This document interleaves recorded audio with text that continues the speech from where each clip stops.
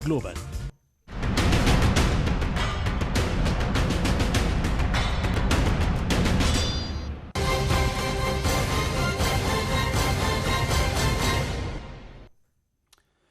नमस्कार, मैं हूं अजय वत्स और आप देख रहे हैं महाबहस। 1,36,00,000 रुपए पीएफआई और सीएफआई के सदस्यों पदाधिकारियों को दिए गए थे, जिनका इस्तेमाल, गौर कीजिएगा, सीएए प्रोटेस्ट, जिसके तहत लखनऊ से मेरठ तक को जलाया गया था, दिल्ली दंगों जहां पर 53 लोग मारे गए, हाथरस दंगों में साजिश के तौर पर खर्च किए गए। दंगे की आग में झोंककर समाज को बांटने की साजिश का यह खुलासा हो रहा है। हाथरस मामले में के तूल पकड़ते ही यूपी के दुश्मन फसाद की आग भड़काने दौड़े चले आए थे। ठीक वैसे ही जैसे सीएए और एनआरसी विरोध के नाम पर 19 दिसंबर 2019 को लखनऊ से मेरठ तक हिंसा और उपद्रव का खेल खेला गया था। पिछले साल दिल्ली को भी इन्होंने दंगे में झुलसाया, 53 लोग मारे गए, 200 से ज्यादा लोग जख्मी हो गए। अब ईडी की चार्जशीट से खुलासा हुआ है कि इन सब के पीछे एक ही लोग थे, पीएफआई और सीएफआई संगठनों से जुड़े लोग, और इन्हें पैसा भी एक ही जगह से आ रहा था, खाड़ी देशों से। और उन्हीं लोगों की तस्वीरें हाल में किसान आंदोलनों के मंच पर भी नजर आए, जो तब सीए प्रोटेस्ट में दिखाई पड़े थे। तो साफ है कि हर मौके की ताक में ये रहते हैं आस्तीन के सांप।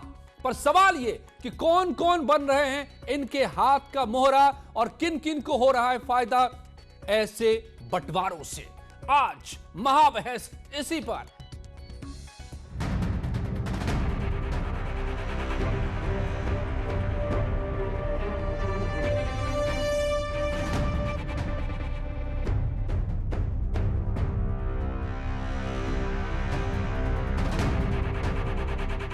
यूपी को जलाने के लिए विदेशों से फंडिंग। ईडी ने जो भी चार्जशीट फाइल की है, इस संदेह जो पहले हम लोग जाहिर करते थे उसकी पुष्टि हुई है। कोर्ट ने संज्ञान लिया है, मामला न्यायालय में विचाराधीन है। अब न्यायालय इस पर निर्णय करेगा। लेकिन जो बातें लगातार बहुत समय से हम दोहराते आ रहे हैं कि तमाम ऐसी ताकतें हैं जो देश में अराजकता का माहौल फैलाना चाहती है, उसकी पुष्टि इस घटना में, इस गिरफ्तारी से हो रही है।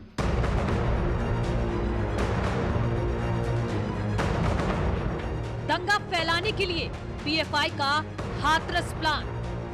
डीएम को बचाती रही, पहले तो कहती रही बलात्कार ही नहीं हुआ। तो बहुत सारे चीजों पर सरकार ने यूटर्न लिया है। सरकार जिस पर भी कार्रवाई करनी है वो जांच के आधार पर कार्रवाई होगी, ना कि सरकार की मंशा के ऊपर। सरकार की मंशा तो पहले ये कह रही थी कि न तो बलात्कार हुआ है।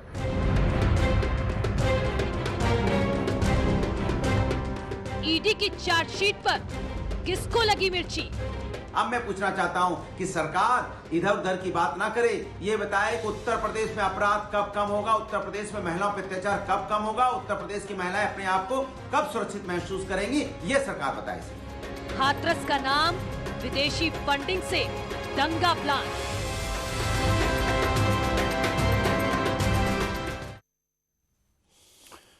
बड़ा सवाल है, पैटर्न बदला है।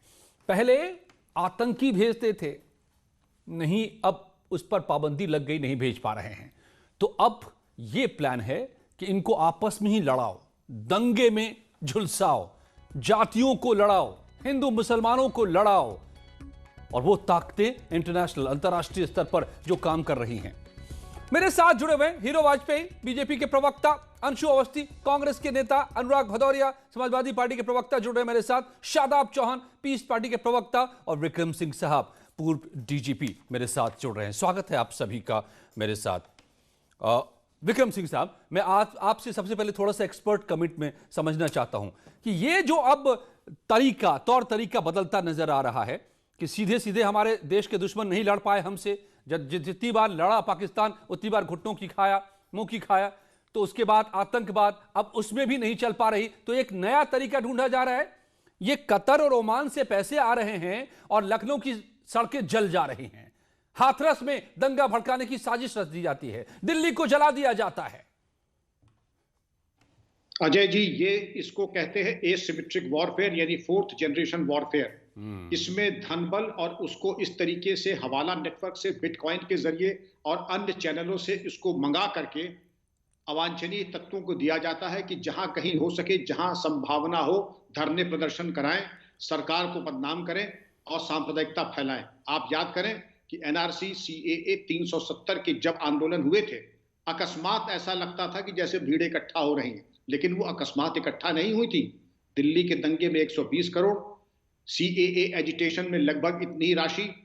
ये तो भला हो ईडी ने कि इसका सफल अनावरण करके उसका पूरा चेन ऑफ सप्लाई पूरी तरीके से कर ली, जिसका कि फॉरेंसिक ऑडिट अब हो रहा है। लेकिन ये अकाट्य सत्य है कि इस तरीके की धनराशि जो लगभग 40 अकाउंट्स में आई थी, 120 करोड़ दिल्ली के दंगे के पहले, वो एकदम से आई और एकदम से वितरित भी हो गई। इतना बड़ा जबरदस्त नेटवर्क तो ढूंढने से भी बड़ी आसानी से नहीं मिलेगा, लेकिन ईडी ने बड़े परिश्रम के साथ आर्टिफिशियल इंटेलिजेंस और बिग डेटा एनालिटिक्स लेकर के उन्होंने साफ पता लगा लिया किस तरीके से इस धन का भंडारण, उसकी लेयरिंग और उसका वितरण किया गया। तो इसमें तो बिल्कुल सही है, लेकिन यह खतरे की घंटी है जय जी। ये उम्मीद की जाती है कि इन पीएफआई के 5 सदस्य जो गिरफ्तार हैं, इनकी lie detector test, polygraph test और तमाम पूछताछ करके इसके और जो तार आते हैं उनको मिलाकर के उनके खिलाफ भी चार्जशीट लगाई जाए और गिरफ्तारी की जाए जय जी। बेशक, और ये चल रही है, पड़ताल चल रही है, और हम उम्मीद करते हैं कि जो आप उम्मीद कर रहे हैं वैसा ही होगा। अनुराग भदौरिया भी मेरे साथ जुड़ते दिखाई दे रहे हैं, लेकिन शादाब चौहान, इनके साथ अगर ये देश के दुश्मन हमारे आस्तीन के सांपों को दूध पिलाकर हमारे खिलाफ जहर उगलने के लिए, आग लगाने के लिए छोड़ रहे हैं, उनके साथ कंधे में कंधा मिलाकर ये हमारे राजनेता क्यों खड़े हो जाते हैं इन हर मौकों पर?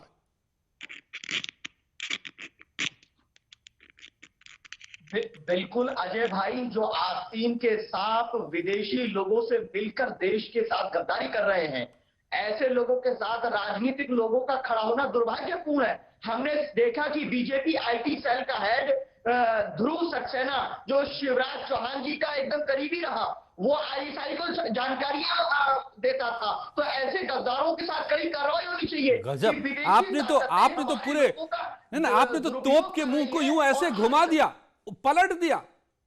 अरे भैया, जब लखनऊ जली थी ना, लखनऊ पे उपद्रव हुआ था ना, हिंसा हुई थी ना, सुन लीजिए, चौक के इलाकों में। नहीं, शादाब चौहान पहले सुन लीजिए, मेरा सवाल सुन लीजिए। लखनऊ में चौक पर और चौक से निकलकर जो परिवर्तन चौक पर जो कोहराम हुआ था, उसमें क्या बीजेपी के आईटी सेल के लोग थे क्या? उस दिन तो कांग्रेस ने भी, समाजवादी पार्टी ने भी बंद बुला रखा था, प्रदर्शन बुला रखा था, और लखनऊ जल गए। ये देखिए उसकी तस्वीरें, बोल नहीं सकते आप। जब अरे सर सुन अजय भाई, मैंने बीजेपी से सवाल किया तो ये बताइए कि आपको दिक्कत क्यों हुई? मुझे दिक्कत इसलिए हुई कि आप बीजेपी से किया था। शादाब चौहान आप पूछिए, बीजेपी से 100 सवाल पूछिए, लेकिन फैक्ट को डिस्टॉर्ट मत कीजिए, तथ्यों को मत आप झुठलाइए, तोड़िए बरोड़िए। ये तस्वीरें बोल रही हैं जो हुआ था लखनऊ की सड़कों पर। आप ये बताइए किसने किया था? इसमें भी वो पैसा लगा था, इसमें भी वही पीएफआई के लोग थे। प्लीज आप लोग सियासत में सच्चाई को मत भूल जाइए। आग लग रही है, देश जल रहा है, लोग मर रहे हैं। अजय भाई लेट मी कंप्लीट कि जब कहां चले गए गैंग, जब पाटीदार आंदोलन में सड़कें उखाड़ी गई थी, गुर्जर आंदोलन में पूरी तरह से बर्बाद हुआ था, और हम किसी भी वॉलेंटियर के खिलाफ है। अगर वाकई में विदेश से फंडिंग आती है तो बार बार पीएफआई का नाम बलि के बकरे के तरह इस्तेमाल किया जाता है। वाह, पीएफआई मतलब बली का बकरा। गजब, आपको तो सहानुभूति लग रही है। अदालत में आप सबूत नहीं, आपको लग रहा है कि चार्जशीट दाखिल हो गया साहब, क्या बात करें? आपको दर्द हो रहा है? पीएफआई को बली का बकरा आप कह रहे हैं? हीरो वाजपेयी जी, शादाब चौहान, आपका भी रिश्ता है क्या? आपको पीएफआई बली का बकरा लग रही है? मेरा रिश्ता सीए प्रोटेस्ट से है, मेरा रिश्ता किसान प्रोटेस्ट से है। अब इसको जो बोलना है जो बोल दीजिए, लेकिन और उसमें पैसा आ रहा है कतर से, ओमान से। Please come in hero Vajpayee, बताइए कि क्या हो रहा है?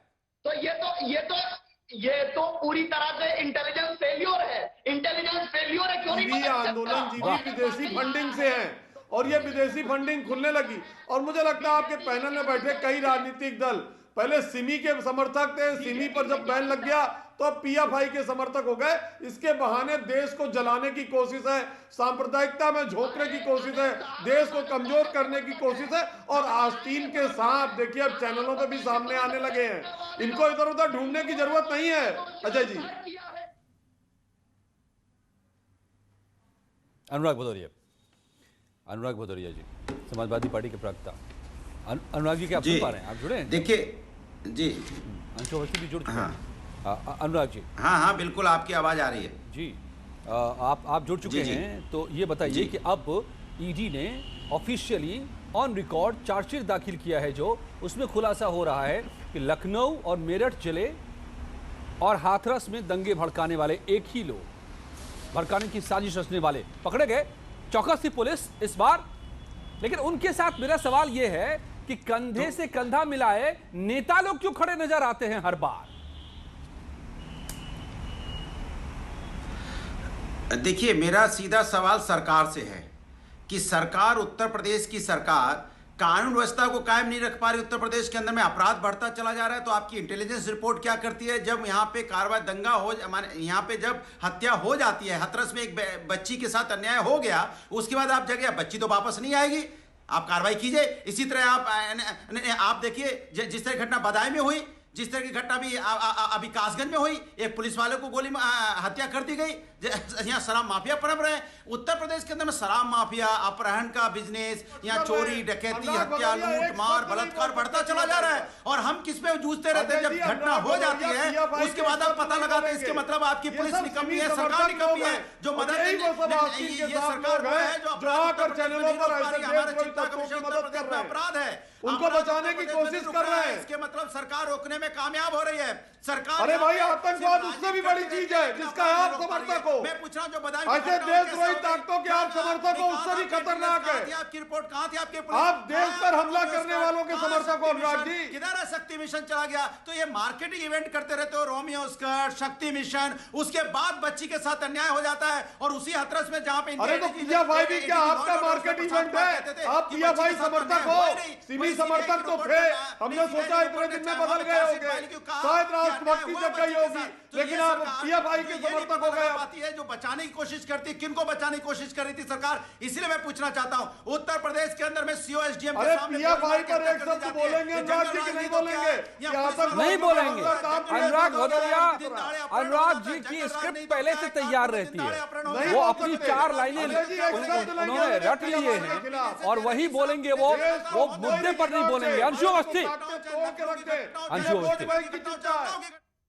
अवस्थी, प्लीज अनुराग जी, आवाज नहीं जा रही है, आप शांत हो जाइए, शांत हो जाइए, राहत दीजिए अपने आप को प्लीज। अंशु जी, हीरो जी, आप आवाज नहीं जा रही है, राहत दीजिए। अंशु अवस्थी, अंशु अवस्थी जी आ रही जी। नहीं, ये कह देना कि सरकार की नाकामी है, इंटेलिजेंस की नाकामी है, अगर विदेशी फंडिंग हुई, हवाला से पैसा आया और वो उन्होंने उत्पाद पैदा कर दिया, ये बहुत आसान है। लेकिन ऐसा दुनिया भर में होता रहा है। अमेरिका जैसे देश में यूएसएसआर ने क्या क्या किया और यूएसएसआर में अमेरिका ने क्या क्या किया अपने खुफिया तंत्रों के जरिए, हम सब जानते हैं।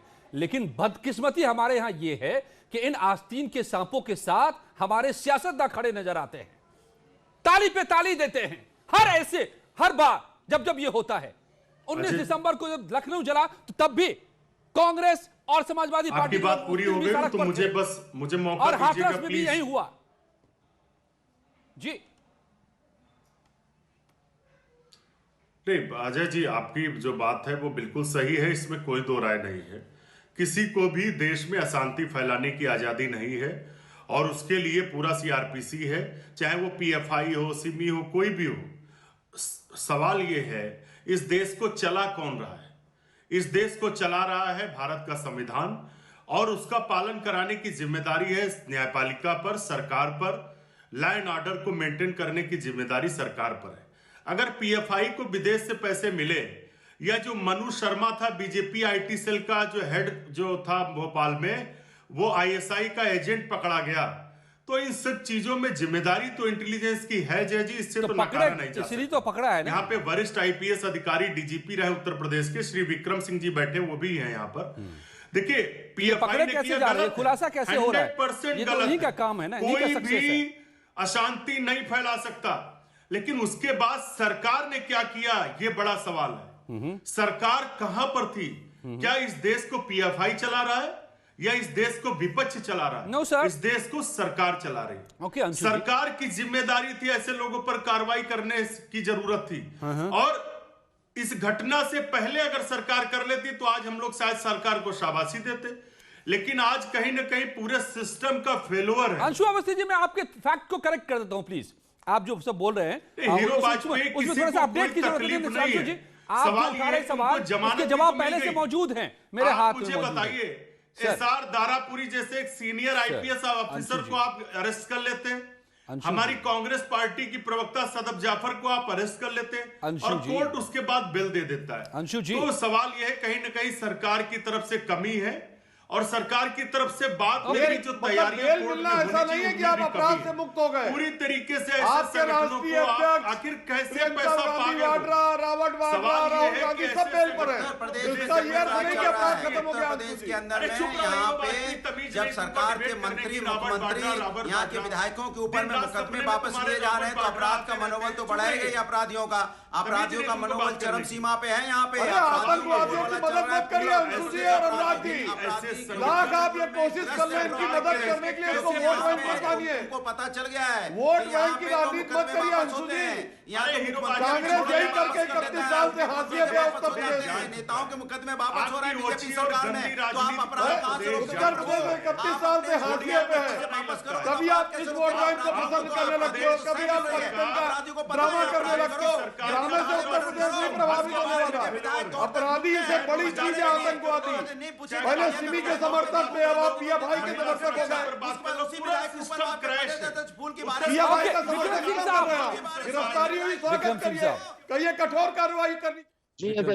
विक्रम सिंह जी, ओके होल्ड, आप लोग जरा शांत हो जाइए। अनुराग जी, विक्रम सिंह जी जो बात पूछ रहे थे, अंशु अवस्थी जी प्लीज सुन लीजिए ना, सुन लीजिए, दूसरों को भी मौका दीजिए। अनुराग जी, अंशु जी प्लीज लिसन। आप कह रहे हैं कि क्या कर रही थी एजेंसियां और क्या कर रही थी, तो मैं बता देता हूं कि जो लखनऊ में प्रोटेस्ट हुआ था उसमें कुल 63 मामले दर्ज हुए और 500 से ज्यादा लोगों के खिलाफ कार्रवाई हुई, अलग अलग तरह की। ब्यौरे में आप ढूंढ लीजिएगा, गूगल पे उपलब्ध है।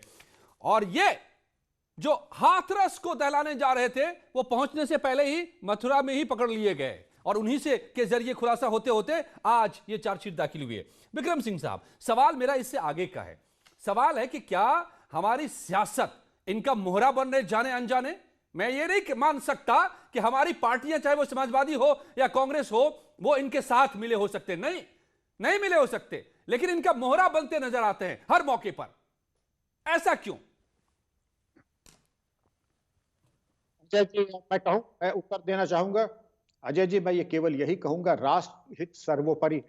राष्ट्र विरोधी तत्वों के ऊपर जो कार्रवाई हुई है मैं समझता हूं और मैं ये उम्मीद करता हूं समस्त राजनीतिक दल आपसी मतभेद बढ़ा करके राष्ट्र सुरक्षा और राष्ट्र हित के प्रकरण में एकजुट हो जाएं और इसका परिचय दें। क्योंकि आपने अजय जी देखा होगा, विद्वान पैनलिस्ट ने भी देखा होगा, जब कभी पीएफआई पे वर्तमान में और सिमी में पहले जब इसके ऊपर कार्रवाई होती थी तो अल्पकालीन राजनीतिक लाभ के चलते इनके समर्थन में एक वर्ग उतर आता था। ये इससे पहले कि विवेचना पूरी हो, कहते थे ये बेगुनाह है, ये युवा है, इनका उत्पीड़न। पहले विवेचना तो पूर्ण हो जाए, पहले विवेचना पूर्ण हो जाए, ये सर्वविदित है। आप गूगल पे जाएं, देखें कौन सा वर्ग था। शादाब चौन, में आ रहा हूं आपके पास, तब बोलिएगा, अभी मत बोलिए। पीएफआई और सीएमआई के बचाव में जो खड़े हैं, सीमी और पीएफआई के जो बचाव में वर्ग खड़े हैं, वो अंतर्मंथन करें और उनकी क्या मजबूरी है कि राष्ट्र हित को तिलांजलि दे करके एक चरमपंथी संगठन के सदस्यों जिन्होंने राष्ट्र विरोधी गतिविधियों में भाग लिया है, उनके बचाव में क्यों खड़े हुए हैं। मैं तो ईडी को, पुलिस को और समस्त इंटेलिजेंस एजेंसीज को बधाई दूंगा कि ऐसा राष्ट्र विरोधी तत्वों के विरुद्ध जो कार्रवाई हुई है विगत 3-4 सालों में अभूतपूर्व हुई है, इसके पहले कभी नहीं हुई। और इसको आगे भी ले जाना चाहिए कि इनके तमाम मंसूबों पर पानी फिर जाए। और जिन तत्वों के बारे में विद्वान पैनलिस्ट पूछ रहे हैं, ये आप स्वयं पता लगा लीजिए कौन है, क्योंकि सिमी के कई नाम के बाद जब बैन हुई थी कई नामों में आ गए। तो उनका एक दल है जो सेवा में रहता है, दूसरा दल जो होता है पैरोकारी में रहता है, तीसरा दल चंदा उगाही में रहता है और पांचवा दल आक्रमण और आपराधिक गतिविधियों में रहता है। तो इसके मेरे कहने नहीं है, बिल्कुल, ये बहुत ही प्लान तरीके से चलते हैं और इंटरनेशनल लेवल पे इनका पूरा ताना बाना है। लेकिन शादाब चौहान, बड़ी हैरानी हो रही है मुझे, मैं चौंक गया कि आपको इतनी हमदर्दी क्यों पीएफआई से है भाई? आप कह रहे हैं कि इनको बरी का बकरी बनाया जा रहा है, क्यों? मेरे को इसलिए इस बात की हमदर्दी है कि बलि का बकरा बनाया जा रहा है, क्योंकि जितनी बार भी एलिगेशन लगाए गए हैं कोर्ट में कोई प्रूव नहीं कर पाया है। और ये चार्जशीट आप नोट कर लीजिए, ये चार्जशीट पूरी तरह से प्लांटेड साबित होगी। शादाब चौहान, सुन लीजिए एक बात, शादाब चौहान, ये भी एक नई परंपरा आप लोग पैदा कर रहे हैं। सुप्रीम कोर्ट को नहीं मानेंगे, सीबीआई को नहीं मानेंगे, ईडी को नहीं मानेंगे, आपकी सिर्फ मानेंगे। क्या बात कर रहे हैं आप? सुप्रीम कोर्ट के फैसले पर सवाल, सीबीआई की तहकीकात पर सवाल, अब ईडी के तहकीकात पर सवाल। अदालत, ये हिंदुस्तान है, यहां कानून, संविधान और एजेंसियां हैं। ये आप क्या सोचते हैं? आप कहां जी रहे हैं? पाकिस्तान में? नहीं।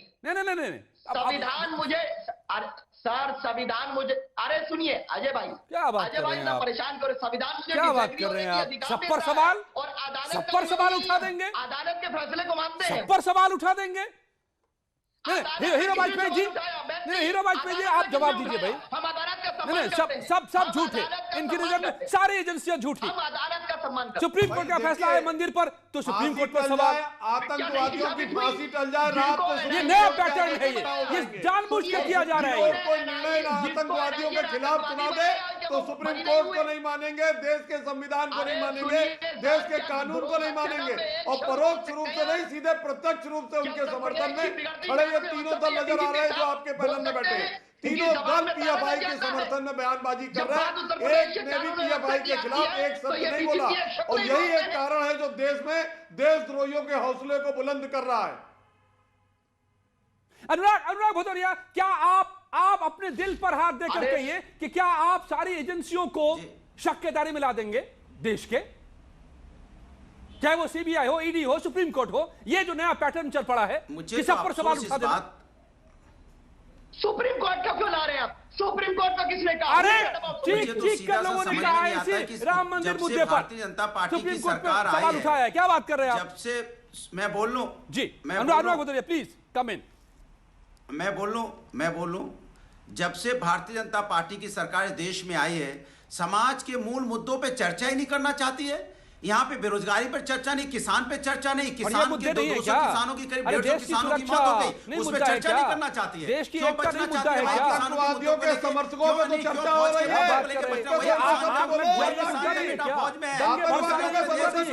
लोग मरे, ये मुद्दा नहीं है क्या? किसान का बेटा फौज में है, वो धन्ना सेठों का बेटा फौज में नहीं है जिसके लिए सरकार लॉबिंग करती है। उन धन्ना सेठों का कोई बेटा फौज में नहीं है। यही किसान का बेटा फौज में है जो सरहद पे देश की रक्षा के लिए गोली खाता है। वही किसान का बेटा सिपाही भी है। यही सुप्रीम कोर्ट और ईडी पर सवाल उठाने वाले। ये सरकार किसान का सम्मान कर रही है, न महिलाओं का सम्मान बचा पा रही है, न अपराध रोक पा रही है, न रोजगार दे पा रही है, न करोड़ों की परेशानियां बचा पा रही है। सिर्फ माहौल बनाने का काम करती है सरकार समाज के असली मुद्दों पर चर्चा नहीं करना चाहती।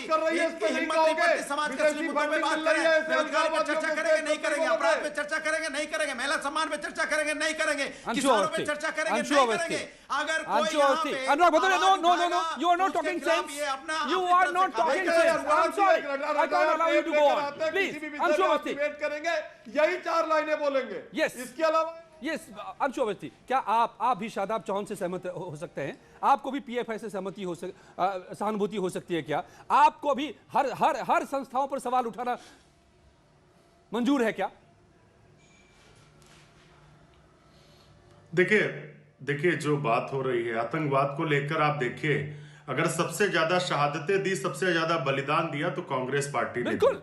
इस आतंकवाद के चक्कर में कांग्रेस के 2 प्रधानमंत्री शहीद हो गए, हमारे पंजाब के पूर्व मुख्यमंत्री शहीद हो गए। तो आतंकवाद को लेकर जितना कांग्रेस पार्टी ने काम किया है, और जहां पर बात हो रही है अफजल गुरु को फांसी किसके समय में हुई, मुझे आप बताइए। दूसरा, भारतीय जनता पार्टी के समय में अटैक हुआ, आईएसआई और पाकिस्तान की इंटेलिजेंस एजेंसी को किसने बुलाया पाकिस्तान से भारत में जांच करने के लिए? हमारे ही पठानकोट एयरबेस में हमला होता है और देश की सरकार दूसरी देश की एजेंसी को बुलाती। हमने तो कभी ऐसा नहीं किया। बिना बुलाए बिरयानी खाने तो पाकिस्तान प्रधानमंत्री जी गए। आतंकवाद को जो भी समर्थन कर रहा है वो गलत है, और जो भी पैसे ले रहा है, लेकिन सवाल तो बार बार सरकार पर आएगा कि सिस्टम का फेलियर है। कैसे विदेश से पैसा भारत आ गया? सरकार के पास कोई तैयारी नहीं है, कोई व्यवस्थाएं नहीं है। इसीलिए कि सरकार सिर्फ और सिर्फ जो हम आप डिबेट कर रहे हैं इसी पर काम कर रही है। पूरा प्रयास कर रही है कि मुद्दों से उलझाए रखो, असल मुद्दों से ध्यान भटकाए रखो। इसीलिए अगर सरकार अपना काम करती सरकार बनने के बाद तो शायद होता, लेकिन भाजपा अभी भी उसी मूड में चल रही जैसे वो विपक्ष में रहती है। ये मुद्दे आप बताइए, पाकिस्तान की जांच एजेंसी को पठानकोट किसने बुलाया था? अरे स्वागत किया था तड़ीपार ने, बीजेपी के नेता ने, पूरा देश जानता है। अंशु जी, one question please before I go to the others, प्रिया भाई पर एक शब्द नहीं बोलेंगे, गिरफ्तारी में कुछ नहीं कहेंगे, मंडी में कुछ नहीं कहेंगे, क्योंकि इन्हीं के नेता पहुंचते हैं वो सब जगह। वोट की तलाश में दर हर आंदोलन में ये विपक्षी पार्टी लोग पहुंचते, परोक्ष नहीं या प्रत्यक्ष समर्थन के सवाल क्यों है? 150 किसानों की मौतें हो चुकी हैं, आप चुप क्यों बैठे हुए हैं? सरकार क्यों चुप बैठी है? क्या किसानों को सम्मान डिबेट होगी उसी में तो डिबेट करेंगे अनुराग जी। 4 लाइनें आप रखकर आ जाएंगे, जो डिबेट होगी उस पर नहीं बात करेंगे। क्या उसका सम्मान भाई बात नहीं बोल सकते, किसानों के बारे में बोलने की हिम्मत है? आप चलिए खड़े होइए, चलिए 150 किसान की मौत हुई है, 150 किसान की मौत हुई है, चलिए उनके खिलाफ में, चलिए 150 किसानों की मौत हुई है, चलिए 1 मिनट का मौन रखते हैं, चलिए खड़े होइए, देखिए कितनी हिम्मत है, खड़े होइए, 1 मिनट का मौन करते हैं। 150 किसानों के हमारे अन्नदाताओं की मौत हुई है, चलिए मैं खड़ा हो गया, आप भी खड़े होइए, मैं उनके सम्मान में खड़ा हो गया, किसानों के सम्मान में जिनकी 150 किसानों की मौत हुई है। देखिए आप हर मंच पे अपना एजेंडा मत चलाइए प्लीज, अनुराग भदौरिया, हर मंच पे अपना एजेंडा मत चलाइए। आपको राजनीति करनी है जहां पर करनी है करिए, यहाँ पर अपना एजेंडा मत चलाइए प्लीज।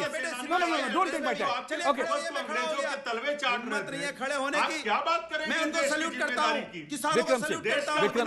विक्रम सिंह ने नोटबंदी, जीएसटी और ओके होल्ड, नहीं आवाज जा रही है। अनुराग भदौरिया, अंशु अवस्थी जी प्लीज, मुझे पूछने दीजिए एक सवाल। विक्रम सिंह साहब जो पेशेवर पुलिस के अधिकारी रहे हैं और यूपी की अगुवाई की है उन्होंने, और वो जानते हैं हम क्या बात कर रहे हैं और इसमें सीरियसनेस क्या है और ये कितना खतरनाक है।